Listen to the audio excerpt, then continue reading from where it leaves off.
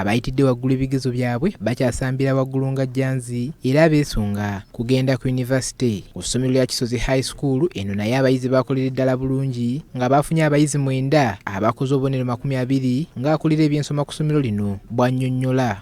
Leero tubibalansinze era tusinze kukola nnyo amasomo ga arts tugakoze nnyo leero emyaka egibadde egenda bigaddika training egigatuyisaamuko obutali bulungi ne buli omwaka tugakoze bulungi naye ne sciences nazo tuzikoze bulungi basomesa bulungi tukipinga bulungi wate byali byangu naye because of the guidance of the teachers twasobodde okuyita okusingira ddala mukama kwesiga mukama nakusaba nnyo. Nafunye points 19 ng'era kino nkyebaliza mukama Katonda ne bazadde bange abambeereddewo brother wange bonna bambeereddewo. Ku ssomero lya Hopeful Future Senior Secondary School naye abayizi bakoze bulungi era amyuka omukulu w'essomero lino Akampulira Ivan agamba nti abayizi baabwe bonna bafunye obubonero obubatwala ku yunivasite. Erimu ebyatuyambye mu kukola obulungi y'enkolagana yaffe n'abazadde. Tukwatidde wamu n'abazadde baffe era twala omukisa okwebaza abazadde baffe okutubeererawo. Nti abaana bonna bana benaleeta wano mu senior 5 bakikoze. Asooka afunye obubonero 19 n'omulala 19 n'omulala 19 omulala n'afuna 16. Ku ssomero lya Lion of Judah naye abayizi bakoze bulungi era abalikulira bagamba nti okukubiriza abayizi okuteekayo omwoyo kusa okwesiga Mukama Katonda bibimu ku ebyo byabayambyeko okukola obulungi mu bigezo byabwe. Nga twatuuza abaana 35 naye twasobodde okuba nga tufuna omwana yafunye points 17 era nga oli mwana yadde kukola feeri.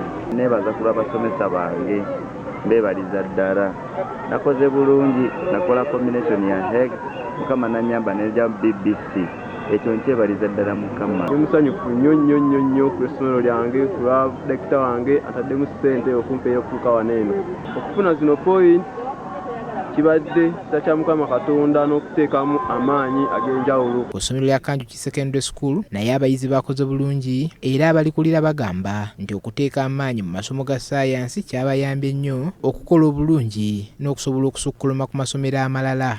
Twebaza Katonda kubanga yatuwaniridde ffe nga Kanjuki Secondary School. Ekyokubiri tulina team leader omulungi. Nebaza Mukama era twasobodde okubiyita tubize natwabiise bulungi. Nebaza bakica bange muzadde wange okumpeera fees n'emikwano gyange gibadde ginyambangako. Ku ssomero lya Beatrice Secondary School ekyankwanzi naye abayizi bakoze bulungi ddala era lirimu kuganywedde mu gannaaga akendo mu ssaza ly'e Ssingo era we tutuukiddeyo ng'abayizi bali mu bikujjuko. Abaana baffe baayise bulungi eyasinze bafunye points 18 naddibako 14 n'abalala batono bagoberera naye nga bonna baayise era basobola okuyingira mu institutions.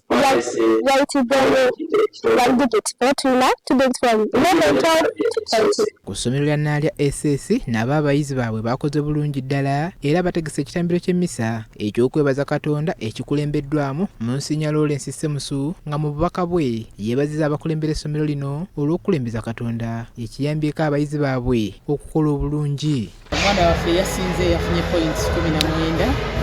Tulina abaana 3 abafunye 18, tulina abaana 6 abafunye 17, naye ng'okutwaliza awamu abaana baffe bakoze enjawulo nnene nnyo mulundi guno. Empisa n'enkwata gye tukwatamu abaana bano kibaleetera okukula nga bakulidde ddala ng'abantu abasobola okujja mu nsi. Yeebaziza abakulembera essomero lino olw'okukulembeza Katonda ekiyambye abayizi baabwe okukola obulungi. Mu ssomero nga tebasobola kutereera nibo bamanyi nti ekabiri bulungi asobola okutuula n'asoma n'awangula era gy'emirembe egyo gye batuusizza ku buwanguzi buno obutukuŋŋaanyiza. Paul Bakabulindi, BBS Terefayina, Gambuuze. Eyo nnyo abasasi baffe katweyongereyo n'amawulire gaffe.